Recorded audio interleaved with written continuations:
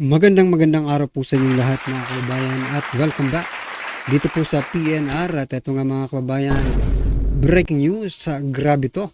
Nagimbal ang palasyo at kongreso sa matinding pasabog ni VP Sara. Patungkol po riyan mga kababayan ang ating alamin at bibigyan ng komento mula po ito kay Balitang Bayan TV. Nasa description po ang full video link ng video ito. Subscribe na po kayo. At ito nga mga ka-review natin, nasa thumbnail po natin na nagkagulo na Kongreso, Senado, nagkabuhol-buhol na. Dahil nga po dyan, ito, pag-uusapan po natin itong press conference ni Vice President Sara Duterte na kung saan walang response ang presidente. Ang response lang, no? Ang bumabanat lang, ang bumibira lang ay yung mga aliporis niya. Pero yung mga personang sinabi, sinambit, or pinatatamaan tuloy ay hindi nagsasalita. Ang tanong, bakit kaya? Diba?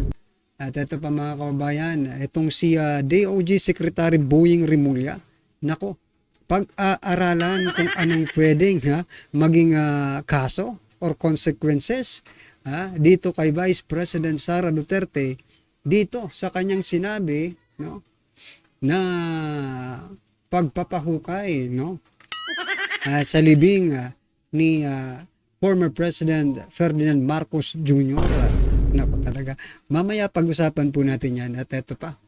Itong si former Senator Ping Lacson, mayroon pong ibinisto patungkol po sa budget ng gobyernong kasalukuyan. At ito na mga kababayan, simulan na po natin to. Dito po kaya, ito po yung binabanatan ni Vice President Sara Duterte. No? Ito po, Malacanang has no response to VP Sara's tirades. No? Walang response sa mga tirada ni Vice President Sara Duterte.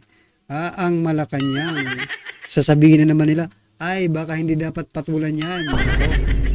Or umiiwas lang talaga kayo. Like for example, yung hair follicle test, di ba? Hindi rin po sila nagsasalita about doon, Malacanang, no?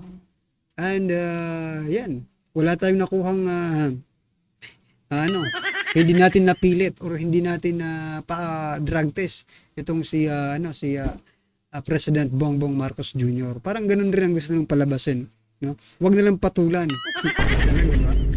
Pero grabe po yung naging impact, no, ng mga tirada, mga banat ni Vice President Sara Duterte dito po sa administrasyong ito. Bakit ko po sabing nagkabuhol-buhol na, nagkakagulo na po? Biruin nyo mga kababayan, mula sa Kongreso hanggang sa Senado, no, mula sa Kamara hanggang sa Senado, mga kababayan, isa-isa po, maging yung mga undersecretary po nila or yung mga sekretary nila. Grabe po. Grabe po ang pagtatanggol dito kay President Bongbong Marcos Jr. No? Ito, napag-usapan niya natin kanina, itong si Senate President Chis Escudero at itong si Coco Pimentel, maging po yung Young Guns, no? Naging topic po natin kanina, pero walang response ng Malacanang. Yun lang, sila lang ang nagre-response at ang sinasabi nila, no, kailangan na magpa-check up ni Vice President Sara Duterte. Alam niyo mga kababayan, tapos sinasabi pa ni Senate President Escudero na mag-ingat, no, sa pagbibitiw ng mga salita. You know what mga kababayan, nung panahon po ni PRRD, no, hindi po ino-oppress yung freedom of expression. But this time, parang nakikita mo, nag-iisa lang, isang beses nga lang nagpa-press con si Vice President Sara Duterte. Parang gusto pa nilang pigilan. Gusto pa nilang wag nang maulit pa, no? Bakit ganun? Sabi ko nga kanina, we are still in a democratic country, no? May demokrasya pa rin tayo. Nananalig pa rin po ang demokrasya sa ating bansa, kaya walang sino man ang makakapagpigil, no, sa isang tao na magsalita, no, o magpahayag ng kanyang nararamdaman sa ating gobyerno. Wag naman po kayo balat sibuyas, di ba? Kayong mga nasa gobyerno, wag po kayong maging balat sibuyas. O baka pagalitan po kayo ni late Senator Miriam Santiago. Sige kayo. Baka multuhin kayo. sabihin sa inyong huwag kayong maging balat sibuyas. Diba? Dahil nga po dyan, eto mga kababayan, isa ring department head, DOJ Secretary Boying Remulla, is studying the legal consequences of the statement made by Vice President Sara Duterte regarding remains of former President Ferdinand Marcos Jr.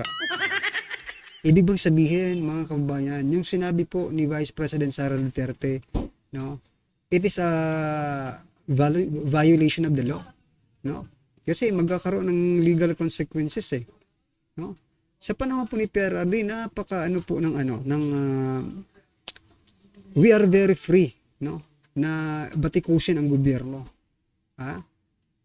Pati nga mga pati nga mainstream media, grabe kung magbatikos sa gobyerno, di ba? But inoppress ba yung freedom of the press, freedom of expression nung panahon ni PRRD? Di ba hindi naman, mga kababayan? But this time, magsabi ka lang against sa government, lalo na si President Duterte, no? Ito ang naiisip ko baka inaantay lang talaga nitong mga kongreso at senators, maging nung ibang mga department heads, no, na magkamali, no, ng pagsasalita. Si Vice President Sara Duterte. And I think, no, ginagawa nila itong dahilan na press ko ni Vice President Sara Duterte to make something, no, na mag-create sila ng kaso, something na ipakita sa mga Pilipino na mali si Vice President Sara Duterte sa kanyang mga sinabi. Well, anyway, kung kayo po ang tatanungin, mga kababayan, mali ba ang magsabi ng katotohanan? Kasi nakita ko po at narinig ko naman yung mga sinabi po ni Vice President Sara Duterte really reflect, no, the reality, no? Alin po doon ang hindi totoo, mga kababayan? Alin po doon ang kailangang bigyan ng legal consequences? Sabi I think it is just hyperbole, mga kababayan, yung sinabi niya. It's all about trust. It's all about respect, yung gusto niyang ipakita or ibig sabihin doon, di ba? Sa hukayin yung ama nila PBBM, tapos itapon din doon sa West Philippine Sea. Ang take ko po doon, mga kababayan, no, gusto lang ipakita ni Vice President Sara Duterte na sino bang nagpalibing sa ama ninyo? Sana nire-respeto niya naman kahit konti lang, no? Kung sino pa yung nagpalibing, siya patuloy yung ino-oppress ninyo. Sila pa yung sinisiraan ninyo, diba? Sila pa yung tinitira ninyo. Kung sino pang gumawa ng mabuti sa Pilipinas, sila pa tuloy itong diba? Nahaharap sa kaliwat ka ng pambabatikos. Why don't you guys just work and do your job, diba? Gaya na ginawa ni PRRD. Binatikos ba ni PRRD ang nakaraang administrasyon? Hindi. Nagpatuloy siya, kaya nagkaroon po ng resulta, no? Nagkaroon po ng mga legacy ang former administration. But this time, mga kababayan, no, Vice President, bawal na magsalita, no? Pinipigilan magsalita. Kung magsalita man, tatawagin pang buang. Buang kasi buang na po ang tawag nila. Mentally stable, di ba? Mentally unstable. Yung kanilang term, mga kababayan. At kailangan na daw na magpatingin sa espesyalista. Naku, mga kababayan, grabe po, no? Ay, ano pong inyong masasabi dyan? Dito sa DOJ natin, mukhang naghahanap ng butas para ma-impeach itong si Vice President Sara Duterte. Ito, mga kababayan, DOJ studying legal consequences of Duterte's statement on Marcos Sr. remains. So, eto, naghahanap po sila ng butas para ma-impeach si Vice President Sara Duterte. Ano pong masasabi nyo? Nako.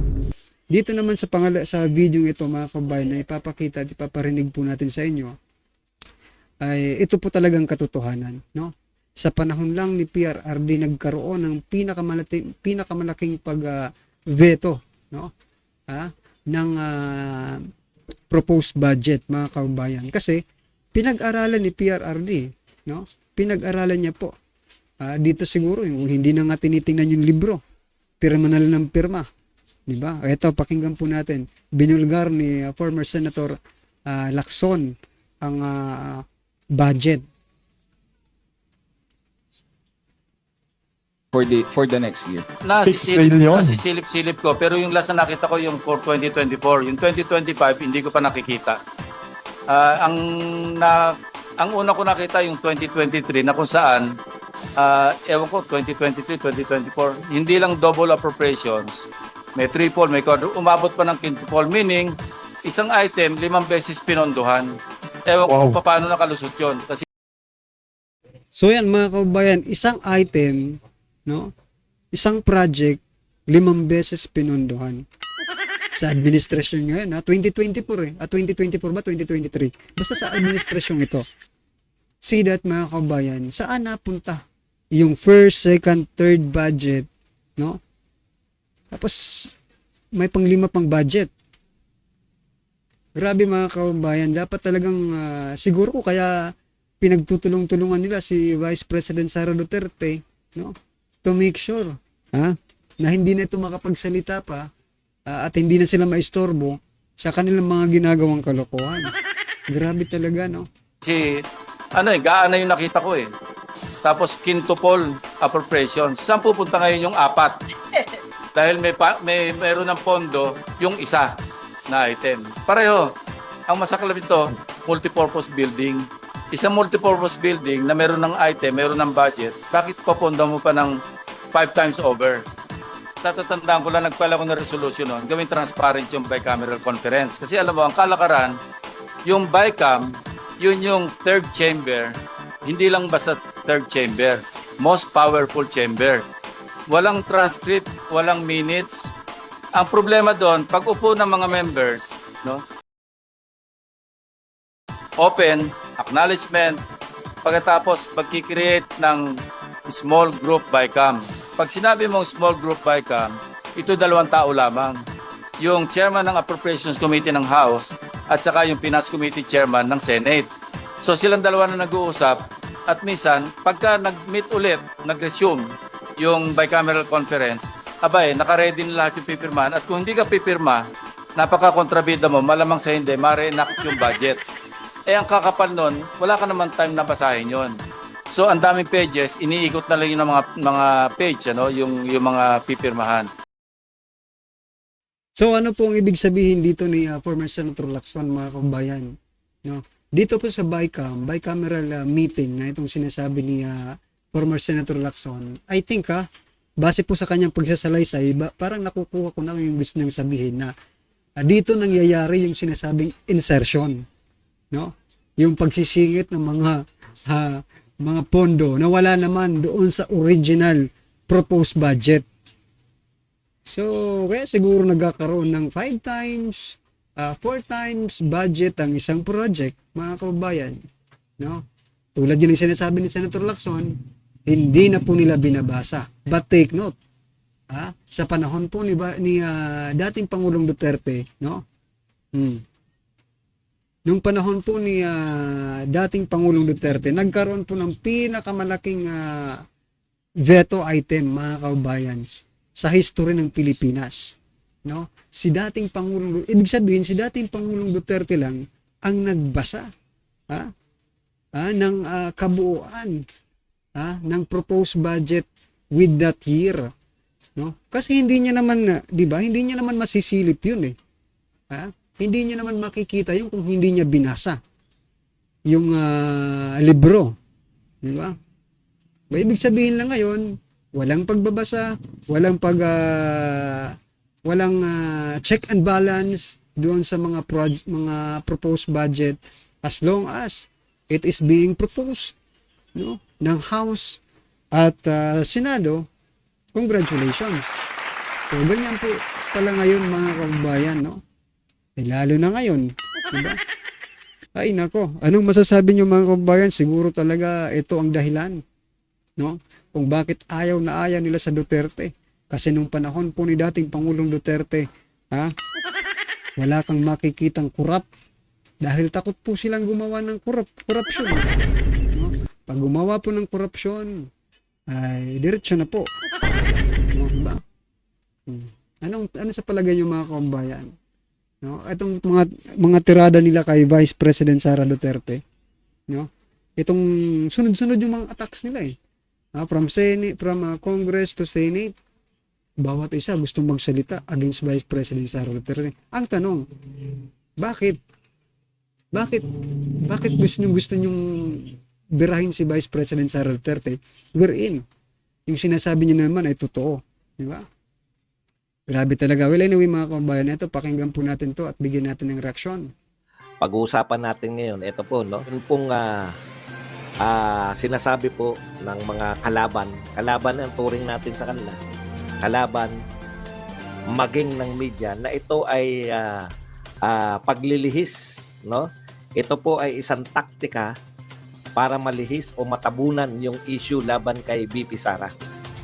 Kung yan po ang pananaw nyo, sumasang-ayon ako dyan, no? Kasi sa totoo lang po, mag-isa lang po si VP Sara. Wala po siyang team. Wala po siyang media team, no? Very obvious po na wala siyang binabayarang media, no? Mag-isa lang po siya. Tapos ilan daan po yung congressman? Ilan po, gaano po karami yung media na nagko-cover para i-cover yung pagiging anti-Duterte nila? Totoo naman po na taktika ito. Pero napakagandang taktika.